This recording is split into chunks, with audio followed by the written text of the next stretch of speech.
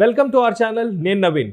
పెద్దిరెడ్డి రామచంద్రారెడ్డి గారి అనుచరుడు ప్రస్తుతం వివాదాల్లో ఇరుక్కోబోతున్నారా? అయితే ఏ విషయంలో ఇరుక్కోబోతున్నారు? పెళ్లైన మహిళతో నిజంగానే అసభ్యంగా ప్రవర్తించారా? పారిపోయే ప్రయత్నం చేశారా?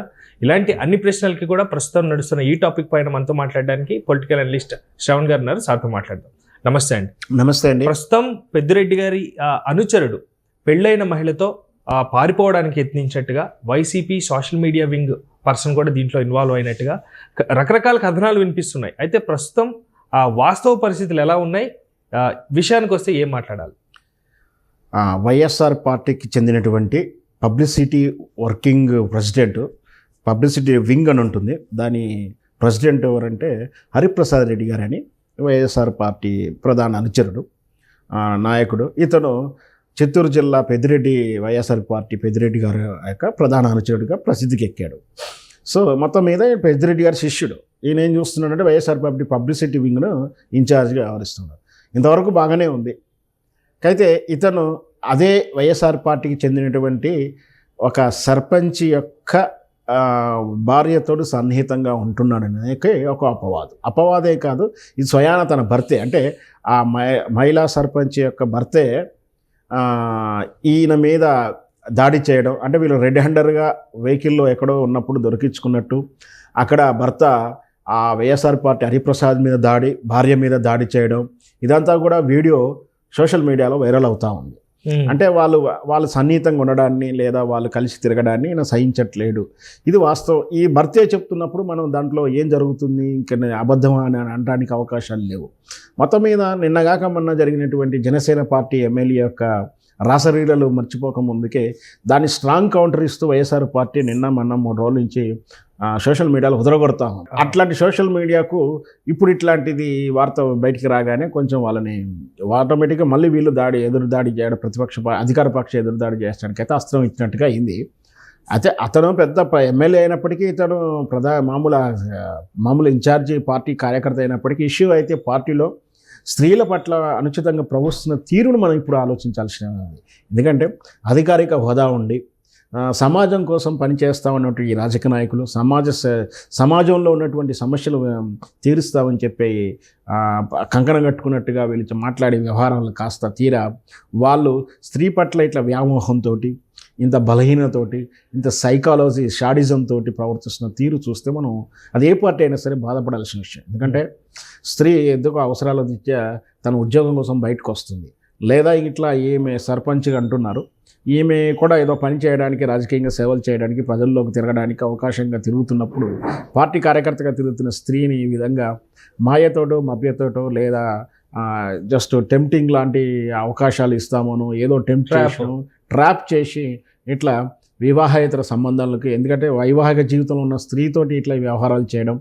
నిన్నటి జరిగినట్టు జనసేన పార్టీ దాంట్లో కూడా ఆల్రెడీ వాళ్ళకు ఉన్నటువంటి వైవాహిక సంబంధంలో ఉన్నటువంటి డిస్టర్బెన్స్ని పెద్దగా చేస్తూ దాన్ని అడ్వాంటేజ్గా వాడుకోవాలని ప్రయత్నం చేయడం. అమ్మాయి తీరా బ్లాక్మెయిల్ చేసిందని రివర్స్ కేసు అయ్యి ఇప్పుడు ఇద్దరు పరుగు పోయింది. ఇప్పుడు హరిప్రసాద్ గారిపై ఫిజికల్గా దాడి చేశారంటే అది కూడా వాస్తవమే? ఖచ్చితంగా. సోషల్ మీడియాలో చూస్తున్నట్టు వీడియో ప్రకారం చూస్తే ఆయన భార్యను కొట్టాడు, హరిప్రసాద్ మీద దాడి చేశాడు, హరిప్రసాద్ కారును ధ్వంసం చేశాడు. మొత్తం మీదకైతే ఈ హరిప్రసాద్ ఇంతవరకు అయితే వెళ్ళి కంప్లైంట్ అయితే ఇవ్వలేదు. సోషల్ మీడియాలో అయితే వీడియో వైరల్ అవుతుంది. గత ఉదయం నుంచి అనుకుంటా ఈ వీడియో వైరల్ అవుతుంది. మొత్తం మీద ఈ రాజకీయ నాయకులు ఎవరైనా సరే, వైఎస్ఆర్ పార్టీ అయినా సరే, ఇంకో ఏ పార్టీ అయినా సరే తరచూ వింటూ ఉన్నాం ఇట్లాంటి వార్తలు. సో స్త్రీ పట్ల తన దగ్గర పనిచేసే స్త్రీను, లేదా తనతో పాటు కార్యకర్తగా పనిచేసే స్త్రీను, లేదా ఇంకేదో టికెట్ ఆశించో ఏదో చేసి వచ్చిన స్త్రీలను ఇట్లా మన సినిమా అవకాశాల కోసం వచ్చిన ఆర్టిస్టులు గారు కాస్టింగ్ కౌచ్ ఎలా చేస్తున్నారో ఈ రాజకీయ కౌచ్ కూడా ఈ విధంగా తయారవుతుంది ఈ మధ్యకాలంలో. వీటిని ఇలాగే కొనసాగిస్తూ ఇట్లనే ఇట్లా తప్పు చేసిన వాళ్ళని విస్మరిస్తూ వెనకేసుకొస్తే రాజకీయ పార్టీలు మాత్రం భవిష్యత్తులో ప్రజల ముందు దోషిగా నిలబడే అవకాశాలు. కానీ ఇప్పటికే ఈ అంశం బయటకు వచ్చిన తర్వాత ప్రత్యర్థి పార్టీలు ఏవైతే ఉన్నాయో ఆల్రెడీ వాళ్ళ అస్త్రాలను బయటకు తీస్తున్నారు. ఏవైతే మాటల అస్త్రాలు ఉన్నాయో ఎక్కుపెట్టారు ఆల్రెడీ. సో గతంలో విమర్శించినటువంటి ఒక అంశం పైన మాట్లాడిన వ్యక్తులు ఈరోజు అదే విమర్శను ఎదుర్కొంటున్నారు. కాబట్టి భారీగా మూల్యం చెల్లించాల్సిందే అంటూ అధికార పార్టీలు వార్నింగ్ ఇస్తున్నారు సున్నితంగా. సో వాస్తవమేనండి, అంత యాక్షన్ కూడా తీసుకోవడానికి ఆస్కారం ఉందా? ఖచ్చితంగా ఇప్పుడు వాస్తవానికి అయితే ఇప్పుడు వైఎస్ఆర్ పార్టీకి ప్రతిపక్ష అంటే అధికార పక్షి ఆపోజిట్ పక్షమైనటువంటి పార్టీలకు అస్త్రం ఇచ్చినట్టుగానే భావించవచ్చు.